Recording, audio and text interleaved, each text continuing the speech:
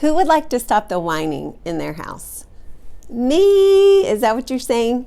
Well, I am really excited that we're focusing on this right now because it's going to make all the difference to stop the whining in our homes.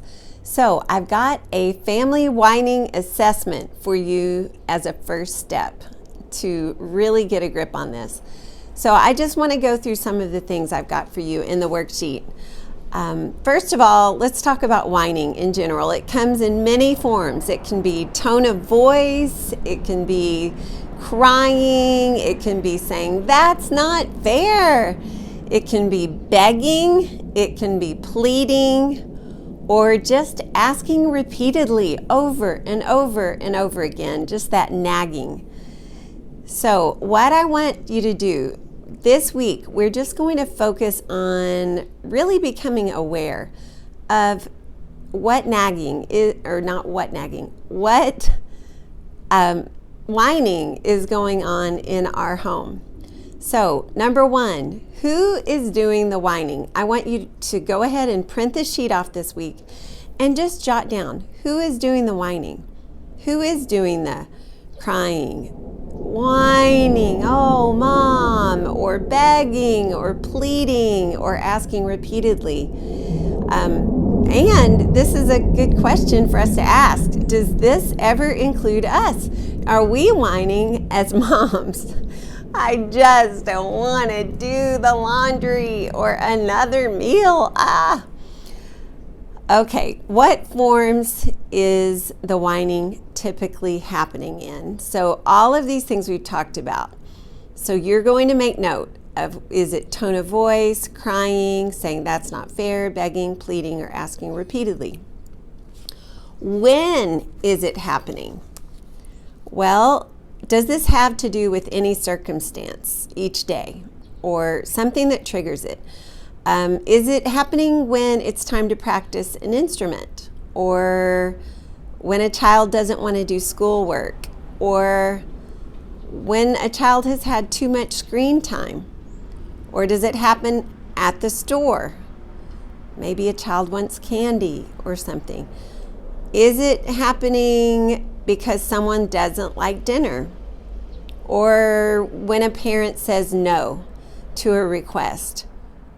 Or do you have a newborn in your home, and that toddler might be reacting to the newborn? I know that I specifically think of my fourth son was not prone to whining at all, but when his younger sister was born and he was 2, that was the one time that he started whining, and he would just stand at my leg and just wanted to be held and all that. So that was a circumstance. It had to do with his newborn sister.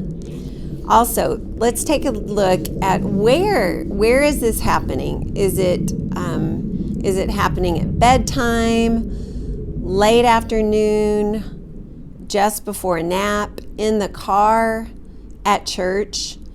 Where is the whining happening? Why is it happening? Is it the time of day? Is the child hungry? Is the child sleepy? Does the child need exercise? Or maybe the child is overstimulated, has had too much screen time, or needs more attention. That was the fact with the toddler and the newborn. He just needed attention. If I would take 2 minutes, hold him, reassure him that I loved him, and just give him some attention, he was amazing. So, considering the above, as you take these notes throughout the week, you're going to go ahead and list the names and write down possible actions you could take as a mom to head off the whining before it starts. For example, like I talked about the toddler and the baby, maybe setting aside 10 minutes or 15 minutes with the 2-year-old and saying, "Tomorrow we're going to have our special time. What do you want to do when we have our time together?" That would be one way to head off the whining, because by planning that attention and letting that child look to that attention and understand you are going to get one-on-one attention on this time, it can just help calm the child down.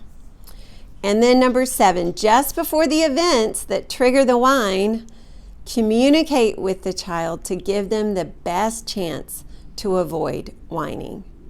And you might, discuss those possible behavior changes and even think through some rewards when a child does get into a pattern of good behavior instead of whining. The key is to follow through, Coach Mom. Once you start addressing this, you've got to stick with it. That consistency is so key, and it's what your child longs for. They long, as much as they would not want to admit it, they do long for boundaries. They long for a mom that cares and keeps them in check. And it's a source of security. Whether they really like it in the moment or not, it does give them the security to know, I know what's expected and I know what will happen if I do or don't behave in the way that my mom and dad have established. So this week, we're just focusing on the assessment. Just really take a look at what's going on. And then I can't wait till next week. We've got 7 steps to cut the whining. And I really feel like you can pull this off this month, all within weeks. You're going to be amazed. So right now, just take a look at what is going on, and then we're going to talk about 7 steps to cut the whining in your home, and it is going to be great. I'm so proud of you. Be strong and courageous, and just really start thinking and praying about, how can I head this off before it even starts?